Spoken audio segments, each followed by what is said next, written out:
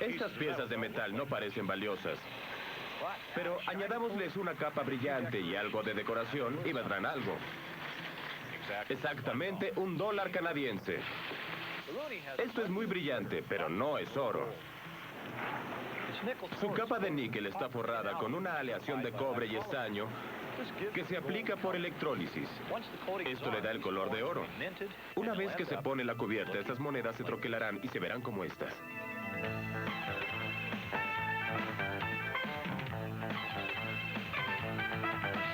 Cambios electroquímicos, electrólisis. En este programa aprenderán que la electrólisis es un proceso valioso en la industria química. Es útil para generar una variedad de productos y sustancias. Serán capaces de comparar una celda electrolítica con una celda voltaica y evaluar un diseño experimental para una celda electrolítica. Aprenderán a construir, observar y describir una celda electrolítica comparando predicciones y observaciones. Y veremos cómo las cosas brillan gracias a la electrólisis.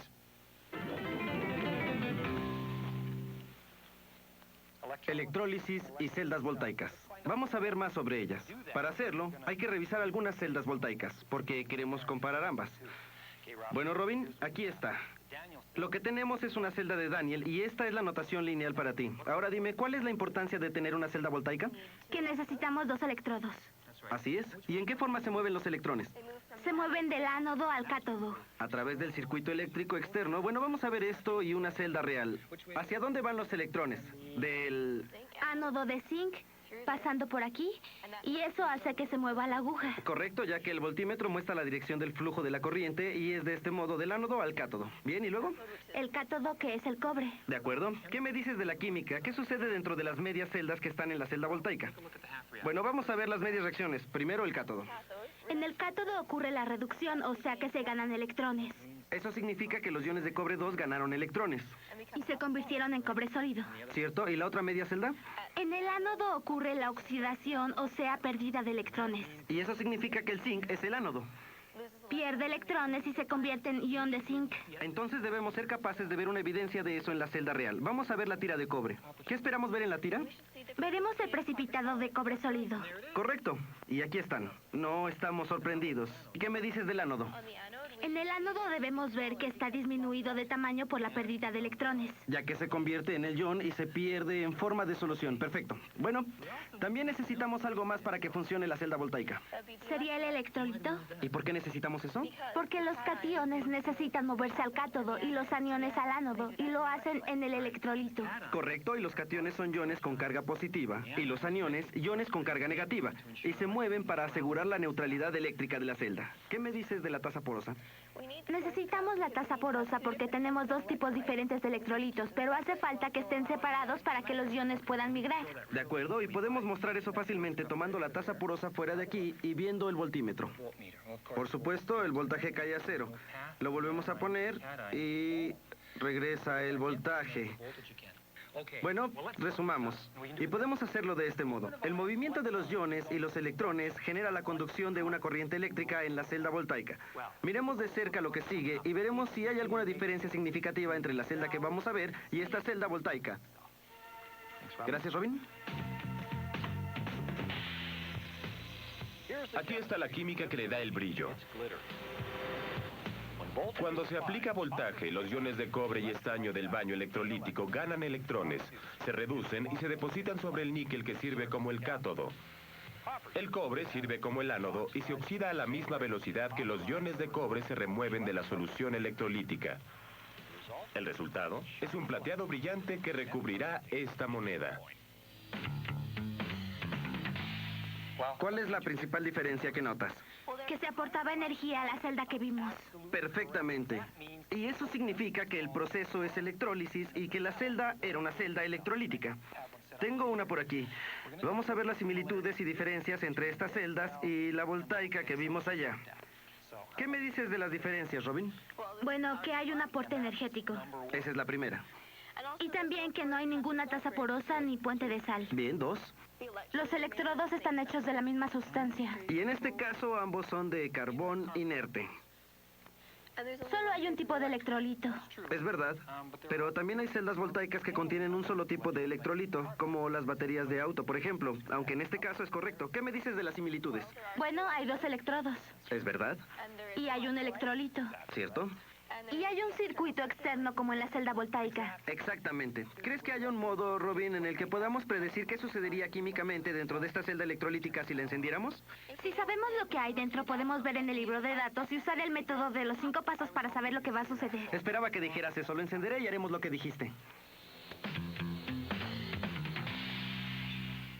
Robin y yo hemos estado utilizando el método de 5 pasos para la celda electrolítica que vimos antes, y lo que hemos hecho hasta ahora es... El paso número 1 del método de 5 pasos dice, enlista las sustancias en el sistema e identifícalas como agentes reductores u oxidantes. Entonces, Robin...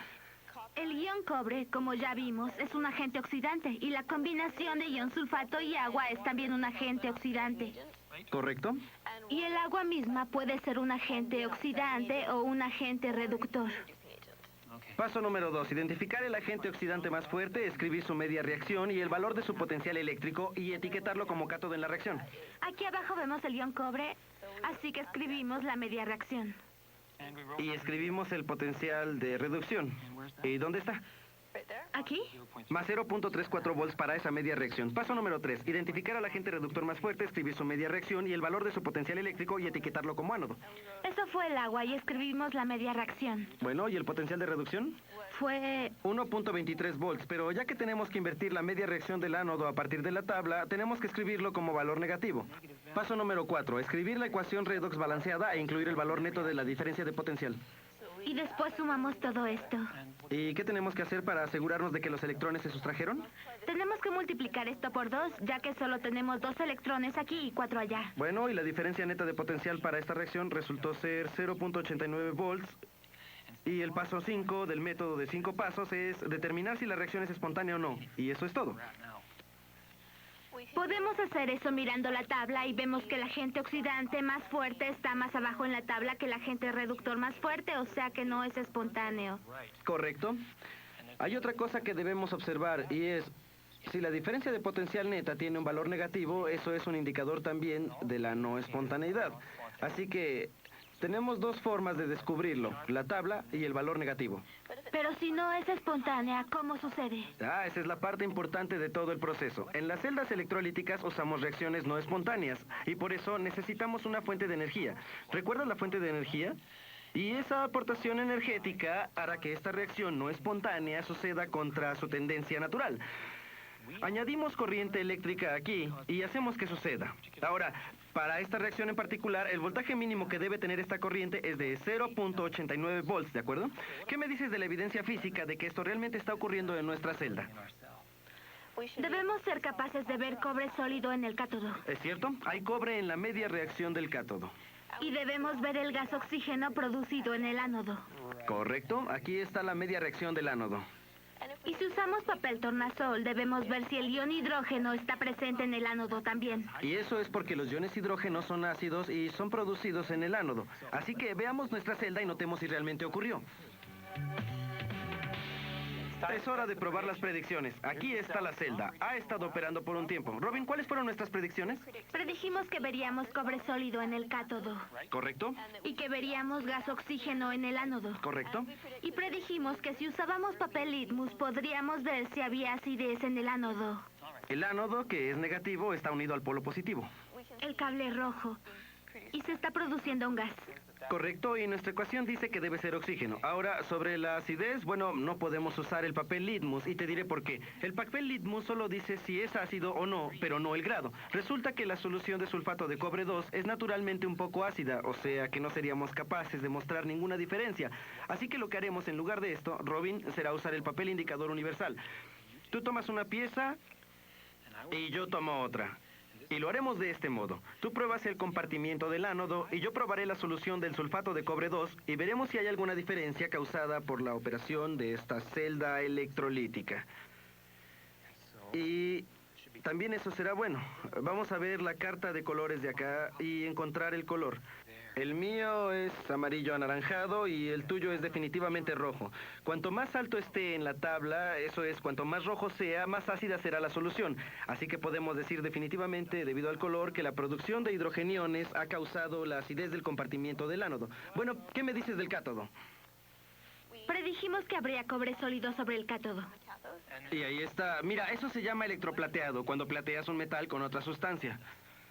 ¿Es el proceso que se usa para hacer la joyería con chapa de oro y cosas como esa? Así es, y hacen una gran variedad de cosas de ese modo. Vamos a ver. En el proceso de electroplateado se usa la electrólisis para cubrir un objeto con una capa delgada de otro metal. Aquí se coloca una capa delgada y brillante de cromo metálico sobre una defensa de acero de un automóvil. Esto hace que la defensa sea atractiva y protege al acero de la corrosión.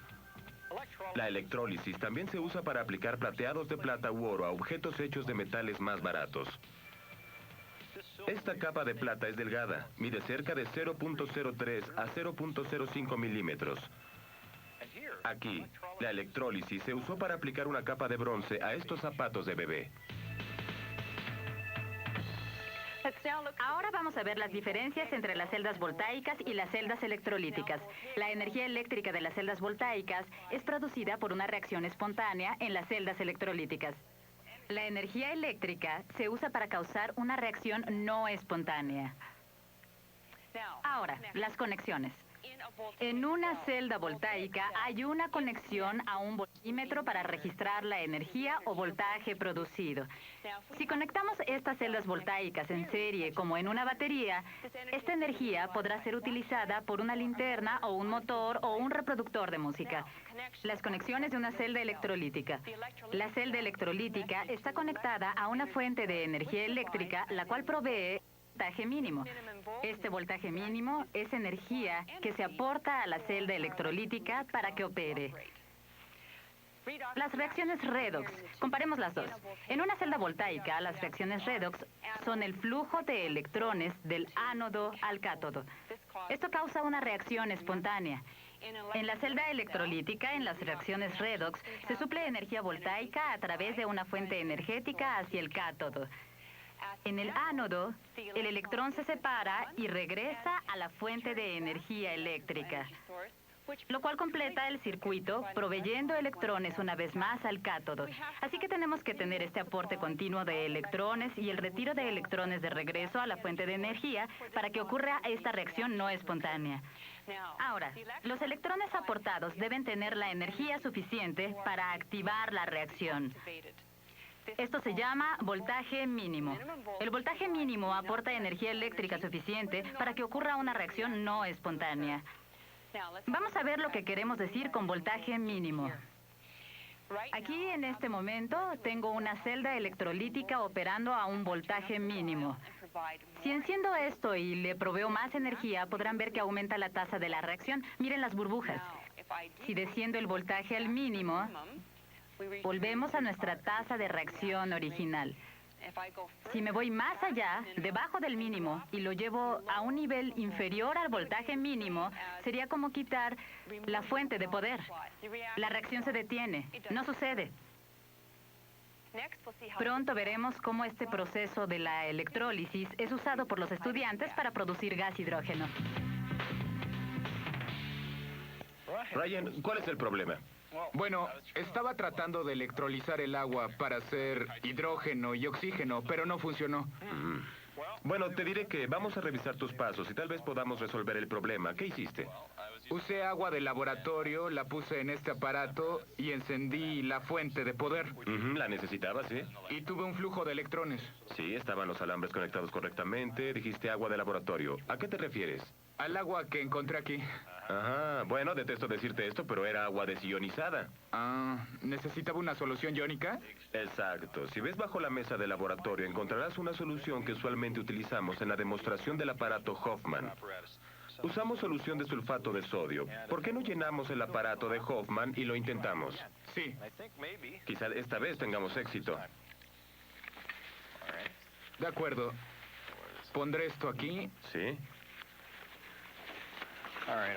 Apagaré estos indicadores una vez que esté lleno. Mientras estamos esperando que suceda algo, podemos predecir la ecuación de la reacción y ver si en realidad lo que esperamos sucede. Vamos a ver, nos acercamos. Se está llenando rápido, ¿no? Ujú. Sí, es verdad. Un poco más. Bueno, parece que ya está. Un poco más. Listo, perfecto. Ahora, vamos a encender el interruptor y vamos a la predicción. ¿Qué técnica vamos a usar para predecir esto? Supongo que utilizaremos la técnica de los 5 pasos. Exacto, listo, perfecto. Sí, el método de los 5 pasos. Ryan, ¿por qué no revisamos los pasos? Dime, ¿cuál es el primer paso en este método? Tenemos que enlistar las sustancias. Cierto, y en este caso tenemos iones sodio, iones sulfato y agua. También tenemos que identificar los agentes oxidantes y los agentes reductores y ya está hecho. ¿Cuál es el paso 2, Ryan? Identificar el agente oxidante más fuerte y el agente reductor más fuerte. Perfecto, vamos a ir a nuestra tabla redox y veamos. Antes que nada, hay que revisar nuestro agente oxidante más fuerte y buscaremos hasta abajo. Aquí está el sodio, Cierto. sulfato y agua. Sí, ahí está el agua, entonces debe ser el más fuerte. Exactamente. De esta lista de 3, el agua es el agente oxidante más fuerte. ¿Qué me dices del agente reductor más fuerte? ¿Qué hay? El agua es el único agente reductor, así que es el más fuerte. Exacto. Es el único que tenemos, o sea que tiene que ser el más fuerte. Así que tenemos una situación interesante. El agua es tanto el agente oxidante más fuerte como el agente reductor más fuerte. Bueno, Ryan, ¿cuál es el siguiente paso? Escribir las 2 medias reacciones. Bien. Ahí está la media reacción del cátodo que muestra gas hidrógeno e hidrogeniones. ¿Y en el ánodo? Gas oxígeno e hidrogeniones como productos. Sí, muy bien. Paso 4. Vamos, Ryan. Balancear los electrones y escribir la reacción neta. Bien, entonces duplicamos la media reacción del cátodo y la combinamos con la media reacción del ánodo. Ahí está la reacción neta. Ahora quiero que dediques un poco más de tiempo a ver esto. Si ves el lado de los productos, Ryan, ¿notas algo? Bueno, los hidrogeniones y los iones hidróxilo reaccionan para producir agua. Cierto. 4 moles de iones hidróxilo añadidos con 4 moles de iones hidrógeno harán 4 moles de moléculas de agua. Así que, ¿qué hacemos? Podemos sustraerlos de ambos lados y tendremos 2 moles de moléculas de agua, haciendo 2 moles de gas hidrógeno y 1 mol de gas oxígeno. Exactamente. Entonces nuestra reacción neta real es esta. Ah, claro. Ahora, vamos a ver si podemos determinar si lo que predijimos va a suceder o no. De hecho, sucedió, Ryan. Debes haber tenido algunas ideas de cómo comprobar si sucedió lo que esperábamos. Pensé que podríamos hacer pruebas diagnósticas. Sí, vamos a revisar los productos en el ánodo y el cátodo primero. Aquí están los productos en el cátodo: iones, hidróxilo y gas hidrógeno. ¿Qué pruebas podemos usar para saber si se produjo esto? Podemos usar la prueba de combustión del hidrógeno, ¿no? Sí, la prueba del pop. Y el papel litmus puede decirnos si tenemos iones hidróxido, ya que son básicos, ¿no? Sí. Bueno, Entonces, ¿qué pasará con el papel litmus? bueno, virará del rojo a azul. Perfecto. Y en el ánodo predijimos que el gas oxígeno y el hidrogenión se producirían.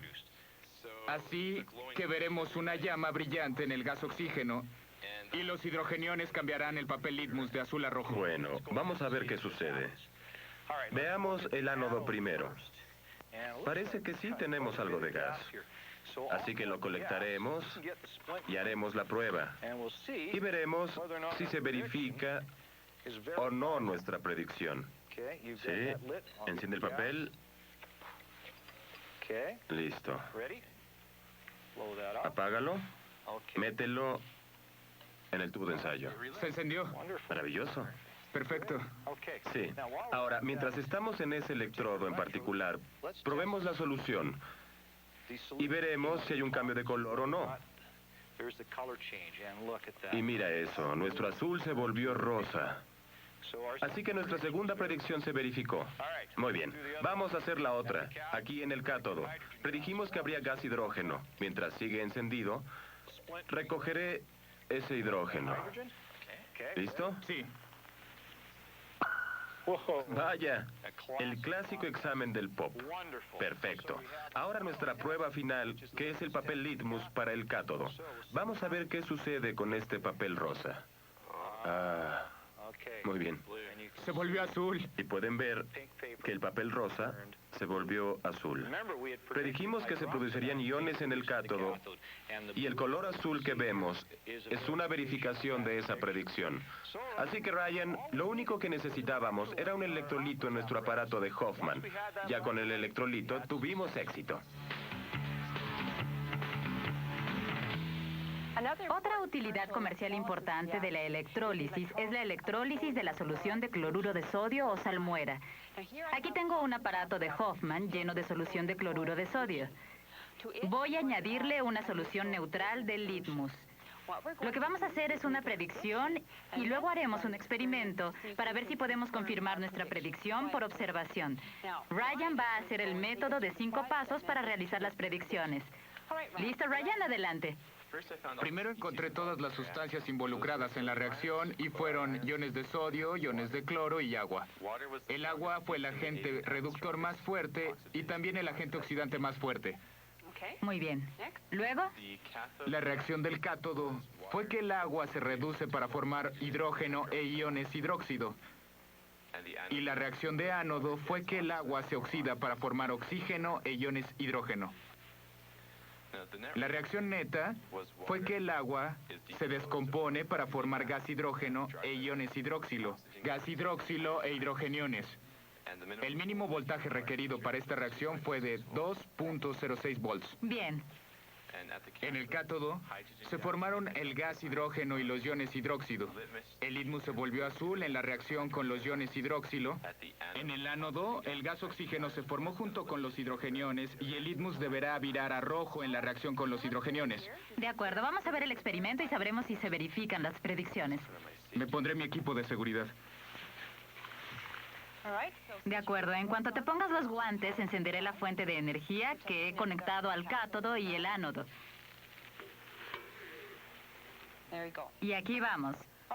Este es el cátodo. ¿Qué observas en el cátodo? Bueno, se está formando gas.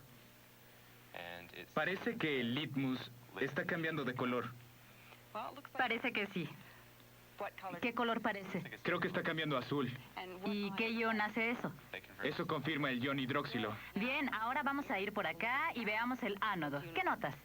Bueno, se está formando un gas, pero no parece que se vuelva rojo. Lo cual confirmaría la presencia de qué ion. Hidrógeno. ¿Qué color ves ahí? Parece que no tiene color en realidad. Cierto. Es lo que puedo decir. Bueno, no hay ion hidrógeno. ¿Qué otros iones están presentes? Bueno, hay iones de cloro y de sodio. Perfecto. El ion cloruro es un ion que es parte de los blanqueadores. Y este blanqueador puede cambiar los colores en ciertas soluciones. Así que quizás sea la presencia de un ion cloruro lo que estás viendo. Vamos a ver en la pantalla si podremos determinar lo que está sucediendo en realidad. 2 agentes reductores, ion cloruro y agua. ¿Cuál escogiste? Escogí el agua. ¿Y por qué? En la tabla de acá, el agua está más abajo que los iones de cloro, así que debe ser un agente reductor más fuerte. De acuerdo, es lógico. Ahora vamos a ver las 2 posibles medias reacciones del ánodo. En esta de aquí, predecirás la evolución del oxígeno. Las reacciones durante la electrólisis en la superficie del electrodo son complejas, especialmente en la producción de oxígeno. Lo que sucede es que la concentración de la solución de cloruro de sodio no afecta el resultado. Si la solución de cloruro de sodio está diluida, entonces el agua es nuestro agente reductor más fuerte y se produce oxígeno. Si nuestra solución de cloruro de sodio está concentrada, entonces el ion cloro se vuelve el agente reductor en lugar del agua y se produce gas cloro. Entonces seguramente usamos una solución concentrada de cloruro de sodio. Sí, así fue. Era de 2 moles por litro. Ahora vamos a ver lo que sucedió realmente. Esta es la media reacción del cátodo. Se produjo hidrógeno e hidróxido y confirmamos la presencia del hidróxido por el color azul. El ion cloruro estaba en la media reacción del ánodo y se produjo gas cloro. Notamos que no había un color claro, no obtuvimos el color rojo que queríamos. Y en nuestra reacción neta, el agua reacciona con el ion cloro para producir gas hidrógeno, ion hidróxido y cloro. El voltaje mínimo requerido es de 2.29 volts para esta reacción. Bueno, esta es una excepción. En este caso, lo que predijimos no fue lo que se confirmó de acuerdo a la observación. Así que con excepción de los gases como el oxígeno, pueden hacerse predicciones razonables sobre las reacciones de los electrodos. El cloro producido en la solución acuosa de cloruro de sodio electrolítica es una materia prima valiosa para la industria. Se usa para manufacturar un gran número de productos de consumo, que van desde plástico simple de las tuberías hasta las complejas estructuras moleculares de la farmacéutica. Hacer químicos de tipo cloro es una de las cosas más básicas en los procesos químicos. La sosa cáustica clorada o el hidróxido de sodio se producen por electrólisis en el agua de sodio y cloro. La reacción se hace en grandes celdas electrolíticas como la que está detrás de mí. Se pasa electricidad a través de la solución de agua salada, se recoge el cloro dentro de la celda en el polo positivo o ánodo y el hidróxido de sodio y el hidrógeno se forman en el polo negativo o cátodo. Ya que la reacción nos da cloro y sosa cáustica en casi igual proporción, se llaman coproductos. El hidrógeno es un producto colateral. La sal de cloruro de sodio, que es lo mismo que la sal de mesa, es el material básico usado para hacer cloro e hidróxido de sodio. Cerca de 1,5 kilómetros bajo la superficie hay un gran depósito de sal. De hecho, esta es la principal razón por la que se instaló esta planta química aquí. El agua que se recicla de la planta y el agua del río se inyectan a través de las cavernas. El agua disuelve la sal y la solución salada se bombea hacia la superficie y se guarda en tanques. De los tanques, esta salmuera se bombea hacia las celdas electrolíticas donde pasa corriente eléctrica directa a través de ella. Usamos aproximadamente 165 megawatts hora de electricidad, que es un equivalente al consumo de una unidad de 60,000 personas. El cloro abandona la celda electrolítica como un gas caliente. Primero se enfría y luego se le quita el agua en un tren de secado, que es una serie de torres donde se pasa a contraflujo un gas de ácido sulfúrico que absorbe toda el agua. El cloro luego se comprime y se licúa al enfriarlo a cerca de menos 30 grados Celsius. Luego se guardan nuestras esferas de cloro. Más del 90% del cloro líquido se reevaporiza y se usa aquí como una de las materias primas para producir monómero de cloruro de vinilo, que después se convierte en plástico PVC. El resto del cloro se carga en nuestros autos tanque y se envía principalmente a la industria del papel. Como agente oxidante fuerte, el cloro es una herramienta muy importante para proteger la salud pública. El poder oxidativo del cloro mata a las bacterias. Por esto, la cloración del agua pública, las albercas y los drenajes ha ayudado a eliminar muchos problemas de salud pública. El cloro no se usa en forma gaseosa en estas aplicaciones. Esto es porque el gas cloro es mortal para los humanos. Fue uno de los gases venenosos usados durante la Primera Guerra Mundial. En el programa de hoy aprendimos sobre la electrólisis. Vimos las similitudes y diferencias entre una celda electrolítica y una celda voltaica y aplicamos este conocimiento para evaluar un diseño experimental para una celda electrolítica. Aprendimos a construir, observar y describir una celda electrolítica comparando predicciones y observaciones. Y vimos cómo se usa la electrólisis para generar una variedad de productos y sustancias y para añadir una capa protectora y brillante a través del electroplateado. Una capa que brilla y puede o no ser oro. Bueno, resumámoslo así. El movimiento de los iones y los electrones resulta en la construcción de bla bla bla ops y burs.